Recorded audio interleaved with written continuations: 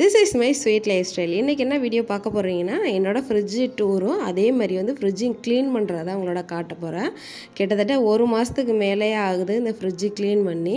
ஏன்னா பசங்களுக்கு லீவ் விட்டனால ஊருக்கு போயிட்டு வந்தனால வந்து ஃப்ரிட்ஜ் சுத்தமாக க்ளீன் பண்ணவே இல்லை. தேவையில்லாத திங்ஸ் தான் நிறையா அதிகமாக இருந்துச்சு. எல்லாத்தையும் ரிமூவ் பண்ணிட்டு ஃபுல்லாக தொடச்சிட்டு கம்ஃபர்ட் போட்டு நல்லா தொடச்சிட்டு ஃப்ரிட்ஜு கவர் வந்து மீஷோவில் ஆர்டர் போட்டிருந்தேன். அதை வந்து நான் ஷேர் பண்ணியிருக்கேன். அந்த வீடியோ வந்து லிங்க் வேணால் டிஸ்கிரிப்ஷனில் தரேன்.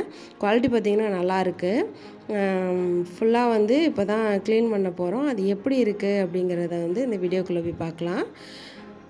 வாங்க வீடியோக்குள்ளே போகலாம். ஃபுல்லாக பார்த்திங்கன்னா ரொம்ப அசிங்கமாக இருந்துச்சு. ஃப்ரிட்ஜே பார்த்திங்கன்னா சட்னிலேருந்து எல்லாம் வந்து கீழே ஊற்றி மாவு பிடிச்ச மாதிரியே இருந்துச்சு.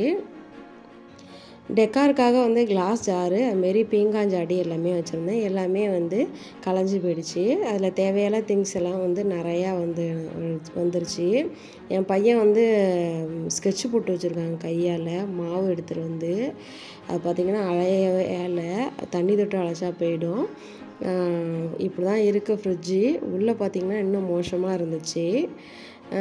மேலே உள்ளதெல்லாம் வந்து எடுக்கணும் அப்படின்னா ஃப்ரிட்ஜை ஃபஸ்ட்டு ஆஃப் பண்ணிக்கணும்.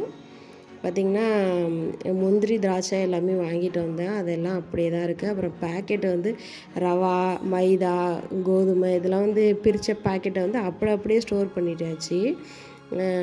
பார்த்திங்கன்னா எல்லாம் கொட்டி சதறி கிடக்கு. கீழே பார்த்திங்கன்னா தண்ணி பாட்டில் தண்ணி ஜூஸ் இதெல்லாம் கீழே வச்சுருக்கோம். உள்ளே வந்து இவ்வளோ தண்ணி வந்து ஸ்டோர் ஆகி ஐஸ் கட்டி ஆகிடுச்சு. அப்படியே கீழே பார்த்திங்கன்னா இதெல்லாம் எப்போ வச்ச சட்னினே தெரியல. எல்லாமே இருந்துச்சு. அதுக்கப்புறம் பார்த்திங்கன்னா இதுவும் சட்னி தான். எல்லாத்தையும் எடுத்துகிட்டு க்ளீன் பண்ணிட்டு ஃபுல்லாக வந்து மாவெல்லாம் ஊற்றி அசிங்கமாக இருந்துச்சு.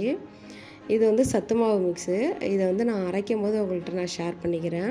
வெஜிடபிள்ஸ்லாம் தீர்ந்து போயிடுச்சு. அதேமாரி மாவும் தீர்ந்து போயிடுச்சு. இன்றைக்கி தான் ஃப்ரிட்ஜு சுத்தம் பண்ணலான்ட்டு இன்றைக்கி எடுத்தாச்சு. ஃப்ரிட்ஜு கவர் வந்து மீஷோவில் ஆர்டர் போட்டிருந்தேன். அது வரத்துக்கு லேட் ஆகினால கொஞ்சம் சுத்தம் பண்ணுறதுல கொஞ்சம் இதாகிடுச்சு. ஃபஸ்ட்டு வந்து ஃப்ரிட்ஜை ஆஃப் பண்ணிவிட்டு இதில் தான் வந்து நான் செல்லில் சார்ஜர் போட்டு இங்கே தான் வந்து வைப்பேன். பார்த்திங்கன்னா என்னோடய ஹஸ்பண்ட் வந்து ட்ரில்லிங் மிஷினில் சார்ஜரும் இதில் தான் போடுவாங்க. ஃபுல்லாக வந்து எல்லாத்தையும் எடுத்துடலாம். குங்குமம் சூடம் எல்லாமே இது மேலே வந்துடுச்சு. நான் வந்து மெழுகுவர்த்தி தீப்பெட்டி மட்டும் மேலே வச்சுக்கலாம். ஏன்னா அதுதான் வந்து கரண்ட்டு போனால் எமர்ஜென்சிக்காக எடுத்துக்கலான்னு சொல்லிட்டு வச்சுருந்தேன். பார்த்தா எல்லாமே வந்து இதிலே ஏறிடுச்சு. இவ்வளோ திங்ஸ் இருக்குது. எல்லாத்தையும் வந்து ரிமூவ் பண்ணி எடுத்து வச்சிடலாம். சார்ஜர் வந்து அந்த இது மேலே உள்ளது தான் இருக்குது. ஒயரை காணும். அது அறுந்து போயிடுச்சு. அதுக்கப்புறம் காருக்கு சார்ஜர் போடுறது அது. அதுக்கப்புறம் மெழுகுவர்த்தி எல்லாத்தையும் எடுத்துடலாம். எடுத்துட்டு கீழே வச்சுட்டு அது மேலே உள்ள பழைய ஷாலு தான் அது. அதை தான் இது வரைக்கும் நான் போட்டிருந்தேன்.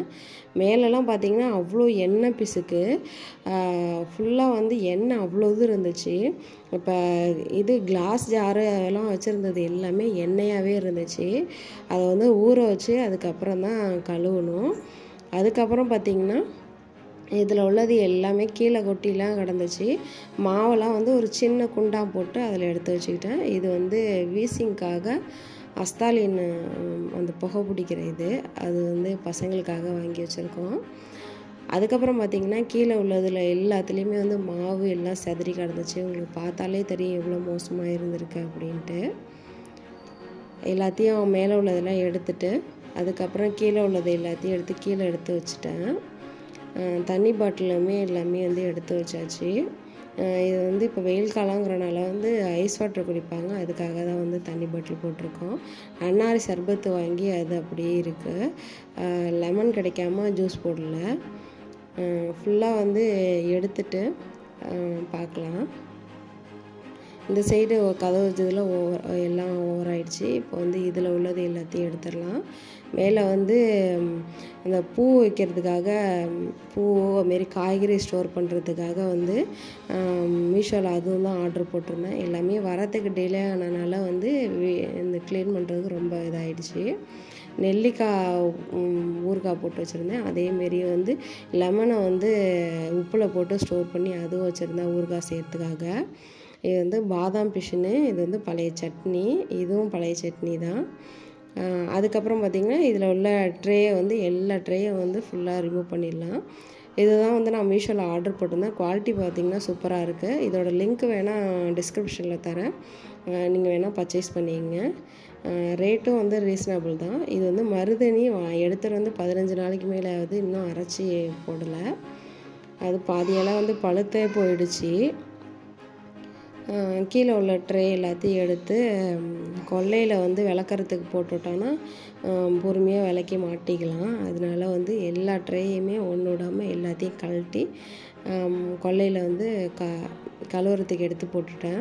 அதுக்கப்புறம் பார்த்திங்கன்னா கீழே உள்ள அந்த ஃப்ரிட்ஜுக்கு கீழே வந்து அந்த இது இருக்கும்ல, ட்ரே இருக்கும்ல, அதையுமே ஃபுல்லாக எடுத்து ஃப்ரிட்ஜை தூக்கிட்டு அதையும் எடுத்து கொல்லையில் போட்டு நல்லா கழுவிட்டேன்.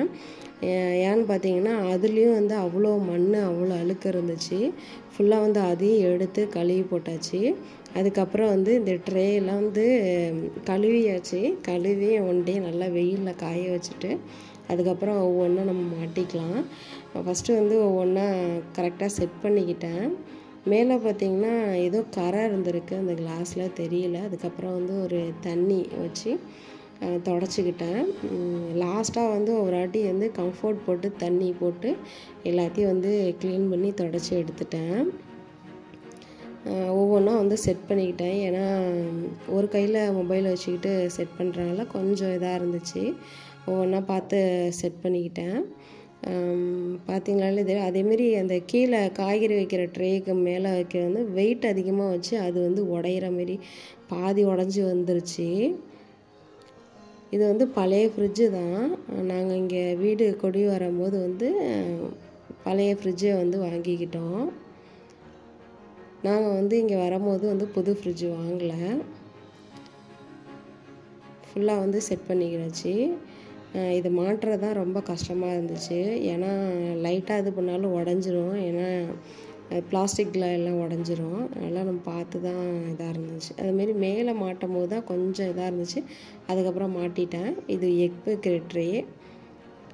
ஃபுல்லாக மாட்டினதுக்கப்புறம் இப்படி தான் இருக்குது. கீழே வந்து அந்த ட்ரேயெல்லாம் விளக்கனால தான் கொஞ்சம் பளிச்சுன்னு இருக்குது. லாஸ்ட்டாக வந்து கம்ஃபோர்ட் போட்டு இது பண்ணாலும் கொஞ்சம் ஓகே, நல்லா நீட்டாகிடுச்சு. பார்த்திங்கனாலே தெரியும், முன்னாடி அந்த கிளாஸில் கரை இருந்துச்சு, இப்போ கரை இல்லை. ஃபுல்லாக தொடச்சிட்டேன். அதுக்கப்புறம் மீஷோவில் வந்து கவர் வாங்கியிருந்தேன், அதை செட் பண்ணிக்கலாம். ஃபஸ்ட்டு வந்து மேலே உள்ள கவர் தான். குவாலிட்டி பார்த்திங்கன்னா சூப்பராக இருந்துச்சு. இதோட விலை வந்து 112 நினைக்கிறேன், 112 ரூபா தான் அந்த இதோட விலை. இதில் வந்து எனக்கு வந்து மீஷோவில் வந்து ஆன்லைனில் பர்ச்சேஸ் பண்ணனால ரேட்டு கொஞ்சம் கம்மியாக கிடச்சிச்சு.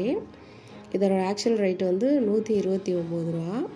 இது வந்து மாட்டும் போதே கொஞ்சம் பெருசாக தான் இருந்துச்சு. சரின்ட்டு கத்திரிக்கோல் வச்சு சைடை மட்டும் நறுக்கி விட்டுக்கிட்டேன்.